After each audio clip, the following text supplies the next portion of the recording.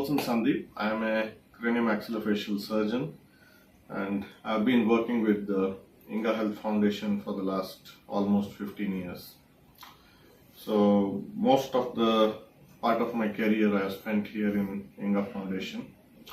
Before this I was for a very short while in the United Nations and in another craniofacial unit, and before that I did my fellowship in craniofacial surgery in one of the very reputed institutions. So what Inga Foundation does is very unique. It's one of the kind of a foundation which treats all craniofacial anomalies. Like one of the simplest example would be a craniostenostosis.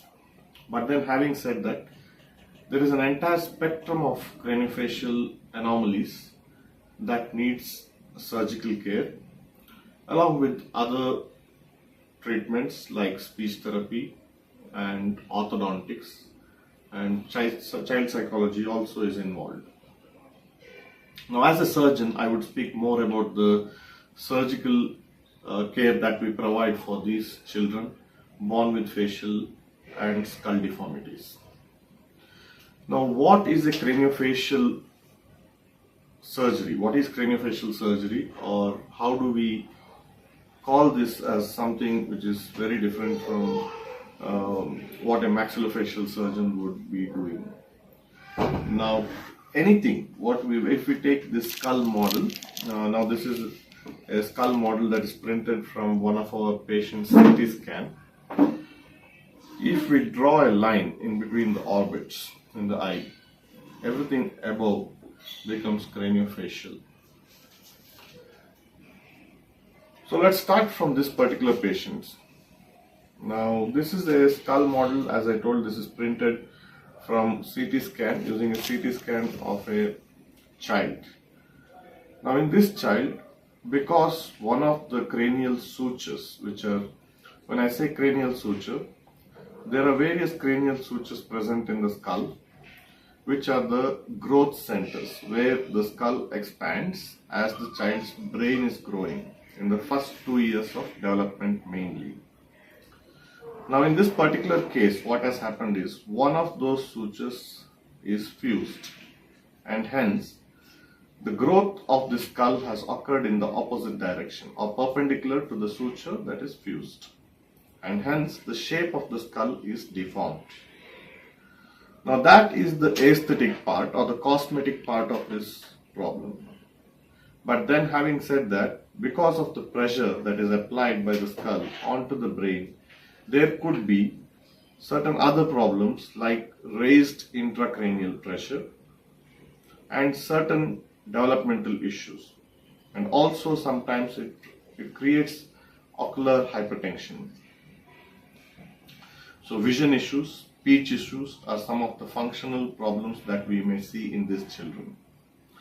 Not only that, there would be some kind of a skull base. This is the base of the skull. There could be some fusion of the sutures here also, leading to major facial deformities. Now such children, when treated early, let's say 6 months to an year or year and a half, we can avoid major deformities from progressing. If not done, they end up with deformities that becomes more complex to correct.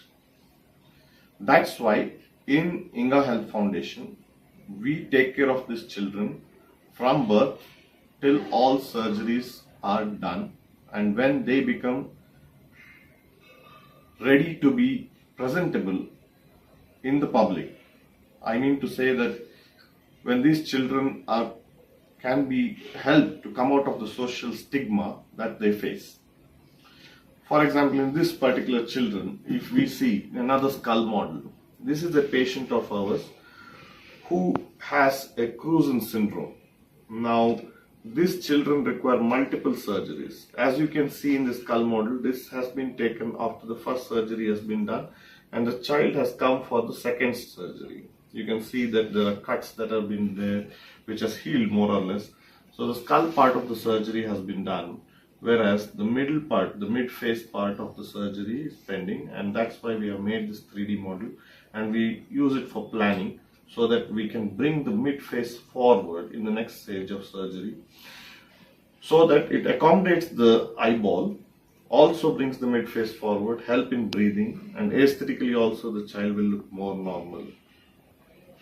So these children require multiple surgeries in their lifetime. Usually up to the when they become 18-year-old, let's say, we do multiple stage surgical procedures and make them more presentable and also functionally better. So not only craniosynostosis, there are other deformities that come under the bracket of craniofacial surgery when we call craniofacial surgery. Like this skull model of another child where you can see something called hypertelorism, where the orbit, the skull portion which accommodates the eyeball, are placed away from each other than a normal child's eye socket. Now in this situation, these children might have something where they won't have a binocular vision. That is, they won't be able to see something with both the eyes. They would be like a bovine, like a cow. They would be seeing one object from one eye. So to correct this, we need to mobilize these orbits towards the midline. So we work as a team there. We need the neurosurgeon because this involves opening of the skull. We need an ophthalmologist who looks into the eye and evaluates the eye, and after the surgery also the evaluation continues. So this is a team effort. We include the neurosurgeon, the ophthalmologist, the speech therapist, and the dentist and child psychologist. So that is how Inga Foundation has been functioning.